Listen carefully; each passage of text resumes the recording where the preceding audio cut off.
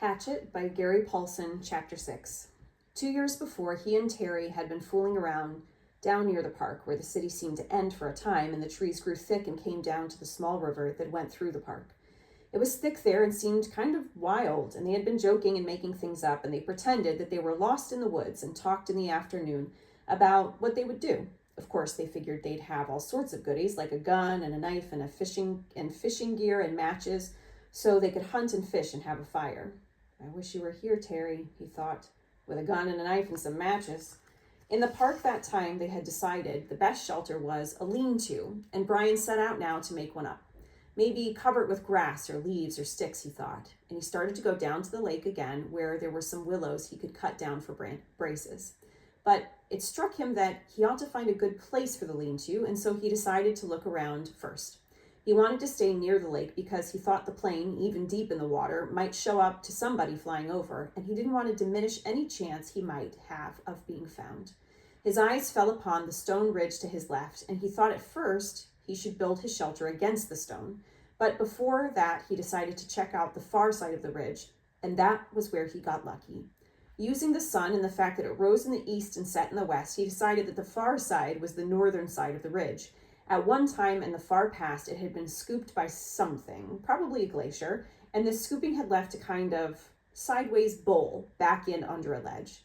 It wasn't very deep, not a cave, but it was smooth and made a perfect roof, and he could almost stand in under the ledge. He had to hold his head slightly tipped forward at the front to keep it from hitting the top.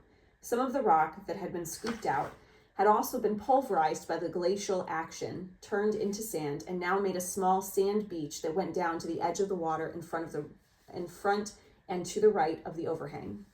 It was his first good luck. No, he thought. He had good luck in the landing, but this was good luck as well, luck he needed. All he had to do was wall off part of the bowl and leave an opening as a doorway, and he would have a perfect shelter, much stronger than a lean-to and dry because the overhang made a watertight roof. He crawled back in under the ledge and sat. The sand was cool here in the shade, and the coolness felt wonderful to his face, which was already starting to blister and get especially painful on his forehead with the blisters on top of the swelling. He was also still weak. Just the walk around the back of the ridge and the slight climb over the top had left his legs rubbery. It felt good to sit for a bit under the shade of the overhang in the cool sand. And now, he thought, if I just had something to eat. Anything. When he had rested a bit, he went back down to the lake and drank a couple of swallows of water. He wasn't all that thirsty, but he thought the water might help to take the edge off his hunger. It didn't. Somehow the cold lake water actually made it worse, sharpened it. He thought of dragging in wood to make a wall on part of the overhang and picked up one piece to pull up, but his arms were too weak, and he knew then that it wasn't just the crash and injury to his body and head. It was also that he was weak from hunger. He would have to find something to eat. Before he did anything else, he would have to find something to eat. But what? Brian leaned against the rock and stared out at the lake. What in all of this was there to eat? He was so used to having food just be there, just always being there. When he was hungry, he went to the icebox or to the store or sat down at a meal his mother cooked. Oh, he thought, remembering a meal now. Oh, it was the last Thanksgiving last year. The last Thanksgiving they had as a family before his mother demanded the divorce and his father moved out in the following January. Brian already knew the secret, but did not know it would cause them to break up and thought it might work out. The secret that his father still did not know, but that he would try to tell him when he saw him. The meal had been turkey, and they cooked it in the backyard in the barbecue over charcoal with the lid down tight. His father had put hickory chips on the charcoal, and the smell of the cooking turkey and the hickory smoke had filled the yard. When his father took the lid off, smiling, the smell that had come out was unbelievable. When they sat to eat the meat, the meat was wet with juice and rich and had the taste of the smoke in it.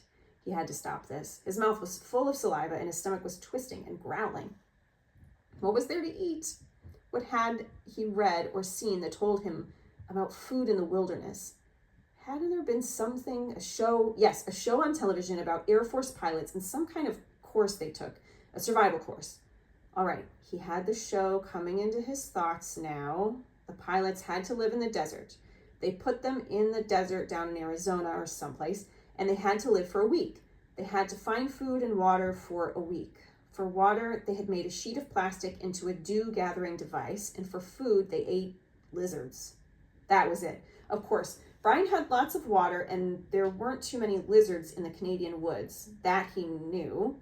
One of the pilots had used a watch crystal as a magnifying glass to focus the sun and start a fire so they didn't have to eat the lizards raw. But Brian had a digital watch without a crystal, broken at that, so the show didn't help him much. Wait, there was one thing. One of the pilots, a woman, had found some kind of beans on a bush, and she had used them with her lizard meat to make a little stew in a tin can she had found. Bean lizard stew. There weren't any beans here, but there must be berries. There had to be berry bushes around. Sure, the woods were full of berry bushes. That's what everybody always said. Well, he'd actually never heard anybody say it, but he felt that it should be true. There must be berry bushes. He stood and moved out into the sand and looked up at the sun. It was still high. He didn't know what time it must be.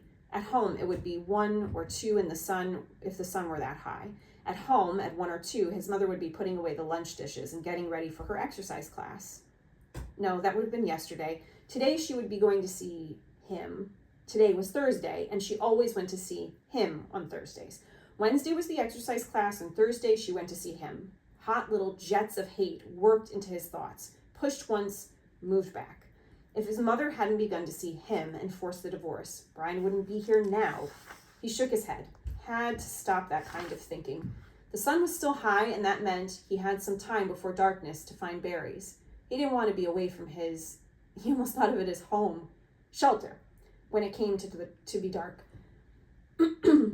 He didn't want to be anywhere in the woods when it came to be dark, and he didn't want to get lost, which was a real problem. All he knew in the world was the lake in front of him and the hill at his back and the ridge. If he lost sight of them, there was a really good chance that he would get turned around and not find his way back.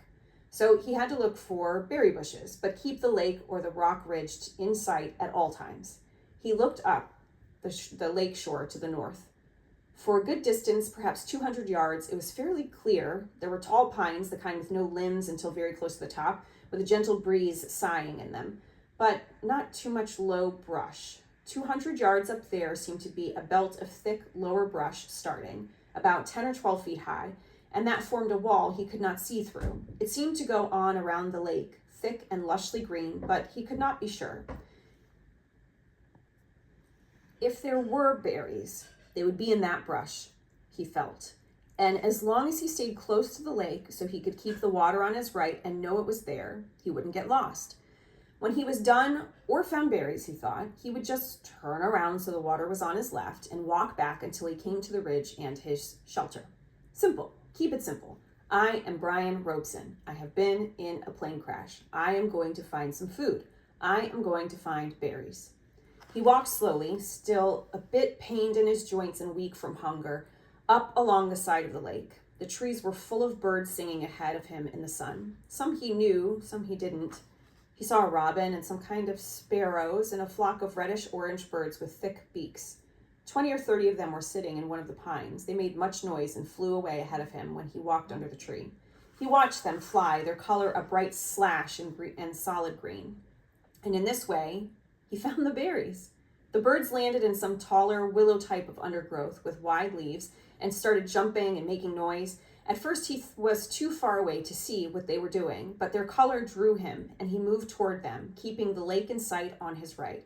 And when he got closer, he saw they were eating berries. He could not believe it was that easy.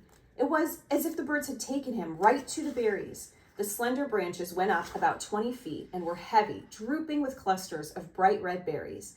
They were half as big as grapes, but hung in bunches, much like grapes. And when Brian saw them, glistening red in the sunlight, he almost yelled. His pace quickened, and he was in them in moments, scattering the birds, grabbing branches, stripping them to fill his mouth with berries. He almost spit them out. It wasn't that they were bitter so much as that they lacked any sweetness, had a tart flavor that left his mouth dry feeling. And they were like cherries in that they had large pits, which made them hard to chew. But there was such a hunger on him, such an emptiness, that he could not stop eating and kept stripping branches and eating berries by the handful, grabbing and jamming them into his mouth and swallowing them, pits and all. He could not stop, and when at last his stomach was full, he was still hungry. 2 days without food must have shrunken his stomach, but the drive of hunger was still there. Thinking of the birds and how they would come back into the berries when he left, he made a carrying pouch of his torn windbreaker and kept picking. Finally, when he judged he had close to 4 pounds in his jacket, he stopped and went back to his camp by the ridge. Now, he thought, now I have some food and I can do something about fixing this place up. He glanced at the sun and saw he had some time before dark. If only I had matches, he thought, looking ruefully at the beach and lakeside. There was driftwood everywhere, not to mention dead and dry wood all over the hill and dead dry branches hanging from every tree, all firewood, and no matches. How did they used to do it, he thought, rub 2 sticks together? He tucked the berries in the pouch back in under the overhang in the cool shade and found a couple of sticks. After 10 minutes of rubbing, he felt the sticks, and they were almost cool to the touch. Not that, he thought, they didn't do fire that way. He threw the sticks down in disgust. So, no fire, but he could still fix the shelter and make it, here the word safer came into his mind, and he didn't know why. More livable. Kind of close in it, he thought. Kind of close it in a bit. He started dragging sticks up from the lake and pulling long dead branches down from the hill, never getting out of sight of the water and the ridge. With these, he interlaced and wove a wall across the opening of the front of the rock. It took over 2 hours, and he had to stop several times because he still felt a bit weak, and once because he felt a strange new twinge in his stomach, a tightening, rolling. Too many berries, he thought. I ate too many of them. It was gone soon, and he kept working until the entire front of the overhang was covered, save for a small opening at the right end, nearest the lake. The doorway was about 3 feet. When he went in, he found himself in a room almost 15 feet long and 8 to 10 feet deep, with the rock wall sloping down at the rear. Good, he said, nodding. Good. Outside, the sun was going down, finally, and in the initial coolness, the mosquitoes came out again and clouded in on him. They were thick, terrible, if not quite as bad as in the morning, and he kept brushing them off his arms until he couldn't stand it, and then dumped the berries and put the torn windbreaker on. At least the sleeves covered his arms. Wrapped in the jacket, with darkness coming down fast now, he crawled back in under the rock and huddled and tried to sleep. He was deeply tired and still aching some, but sleep was now coming and did not finally settle in until the evening cool turned to night cool and the mosquitoes slowed. Then, at last, with his stomach turning on the berries, Brian went to sleep.